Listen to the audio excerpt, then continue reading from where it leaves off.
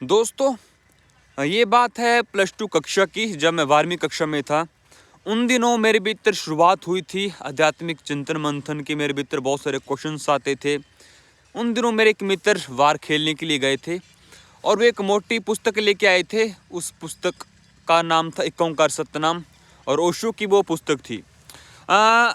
वो पुस्तक ऐसी बेड पे पड़ी रहती थी। हॉस्टल में हम रहते थे तो कभी कोई उठा के ले जाता, कभी कोई उठा के ले जाता। मैंने एक दो बार उठाई, पढ़ी, मुझे कुछ फील हुआ।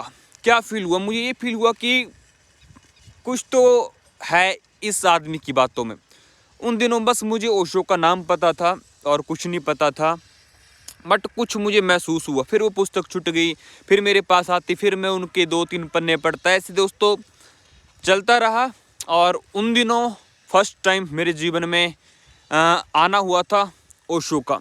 फिर वक्त गुजरा, धीमे धीमे ओशो के बारे में जो समाज में फैली हुई भ्रांतियां हैं कि ओशो तो सेक्स लोगों को सिखाया, ओशो ने सिर्फ सेक्स के बारे में बोला, तो मन भटका भी कई बार कि ये आदमी गलत तो नहीं है। कहीं इसको अगर सुनने जाएंगे तो थोड़ा सा मन में भय था ना कि इसको सुनने जाएंगे कहीं गड़बड़े हो गया मामला है ना, या फिर हम भटक गए।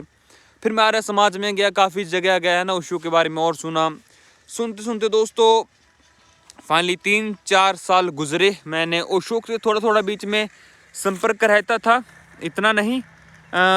फिर एक समय आया जब मैंने ये जो एक ओंकार सतनाम था इसको मैं डिस्कोर्स के रूप में पूरा, यानी ओशो जो प्रवचन है पूरा सुन डाले।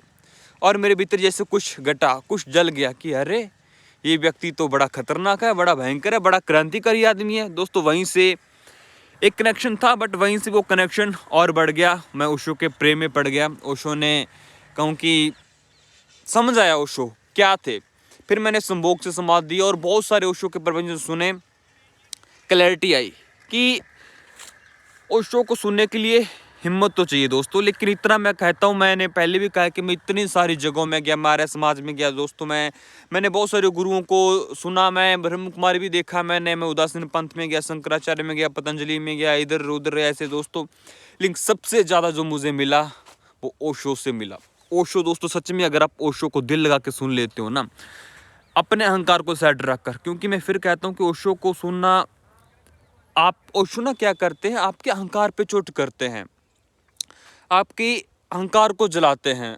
ओशो नहीं चाहते कि आपका अहंकार बचा रहे। ओशो नहीं चाहते कि मेरे साथ आप अगर चलो तो अपने अहंकार को साथ लेके चलो।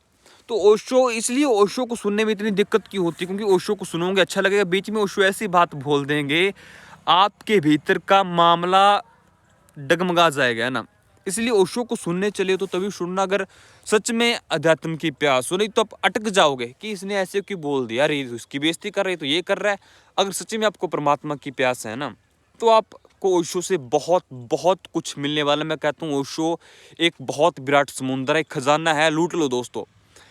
मैं हमेशा बचपन में सोचता था कि गुरु नानक, गौतम बुद्ध, राम कृष्ण, जितने महान पुरुष हैं, ये कैसे बोलते होंगे, ये कैसे चलते होंगे, ये कैसे दिखते होंगे, इनका हाव भाव, इनका चलना उठना बैठना कैसे होता होगा, कृष्ण जी कैसे बोलते होंगे। बट दोस्तों बड़ा अच्छा लगा कि हमारे पास ओशो है, ओशो की वीडियोज़ हैं, ओशो की आवाज़। एक बुद्ध पुरुष जो निर्वाण तक, जो एनलाइटनमेंट तक, जो उस परमात्मा तक पहुंच जाता है, वो कैसा दिखता है, वो कैसे बोलता है, उसके जीवन जीने का तरीका कैसे होता है, हमारे पास ओशो हैं। I am very very very happy कि मैं ओशो के प्रेम में पड़ा, मैंने ओशो को समझा, मैं ओशो को समझ रहा हूँ, मैं ओशो को जी रहा हूँ, मैं ओशो की ध्यान विधियाँ करी।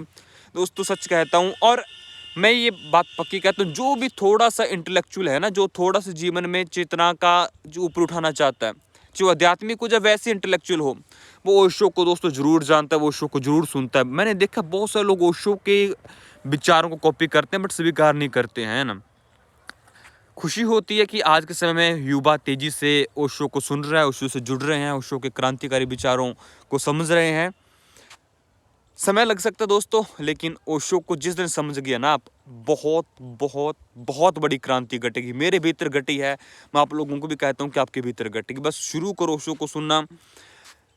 मुश्किल आएंगी क्योंकि बीच बीच में ओशो समझ ही नहीं आएंगे कि ये क्यों बोल दिया, ये क्या जरूरत थी, या फिर इसका बोलने का मतलब क्या है। क्योंकि जैसे जैसे आपके भीतर की चेतना बढ़ेगी, जैसे जैसे आपके सोचने का दायरा बढ़ेगा, जैसे जैसे जीवन को लेकर आपका दृष्टिकोण खुलेगा, वैसे वैसे ओशो को और समझ पाओगे आप। ठीक है, तो ओशो को सुनो। और साथ में दोस्तों एक बात और कहूँगा, सिर्फ ओशो को सुनना ही नहीं, ध्यान विधियाँ भी करें। जो ओशो की सबसे जो क्रांतिकारी ध्यान विधि है डायनेमिक मेडिटेशन, उसको ज़रूर करिए। जो आपके भीतर ऊर्जा फंसी पड़ी है ना, जो अटकाव है एनर्जी का, वो खुलेगा और आप ओशो को और समझ पाओगे। और बहुत लोग यही गलती भी करते हैं कि ओशो को सुनते हैं, सिर्फ वो सुनते हैं, कोई ध्यान विधि नहीं कर रहे साथ में, है ना। तो अगर सच में आपको प्यास है भीतर की चेतना के शिखरों पर जाने की, ओशो को सुनिए, साथ में ओशो की ध्यान विधियाँ जरूर करिए, है ना। डायनेमिक मेडिटेशन जीवन में एक बार जरूर करना, आपको सच में बहुत अच्छा लगेगा। तो मैं और एक्सपीरियंस बताऊंगा कैसे मेरा ओशो से और प्रेम बढ़ा, कैसे मेरे ओशो के आने से मेरे जीवन में क्रांति घटी, और बहुत कुछ बताने वाला हूँ। तो जुड़े रहिए। जी मेरी छोटा सा मैंने एक बताया कि कैसे ओशो का मेरे जीवन में आना हुआ, और कैसे मैंने ओशो को सुनते सुनते मेरे जीवन में बहुत, सच्ची दोस्तों मैं क्या कहूँ, ओशो से मुझे बहुत बहुत बहुत मिला है ना। तो अगर आपको ओशो आश्रम के बारे में जानकारी चाहिए, आप मेरे व्हाट्सएप पे मैसेज कर सकते हो। उनकी ध्यान विधियाँ कैसे करें, उनके प्रवचन कहाँ सुने, कैसे सुने, और हमारा एक टेलीग्राम ग्रुप है जहाँ ओशो का पूरा जीवन है, उनके सारे डिस्कोर्स, उनके सारे वीडियोज, उनके सारा जो भी वर्क है उनमें आपको ऐड कर दिया जाएगा। नहीं तो आप खुद टेलीग्राम पे भी जैन सूरत, ZAZDN सूरत सर्च करोगे तो एक टेलीग्राम खुलेगा, उसमें ज्वाइन होकर आप ओशो को सुन सकते हो। यूट्यूब भी है और oshoBal.com भी है, वहाँ से ओशो के प्रवचन हिंदी में या इंग्लिश में जो भी आपको सुन सकते हो। जुड़िए दोस्तों, बहुत कुछ मिलेगा आपको। प्रणाम, मिलते हैं जल्दी।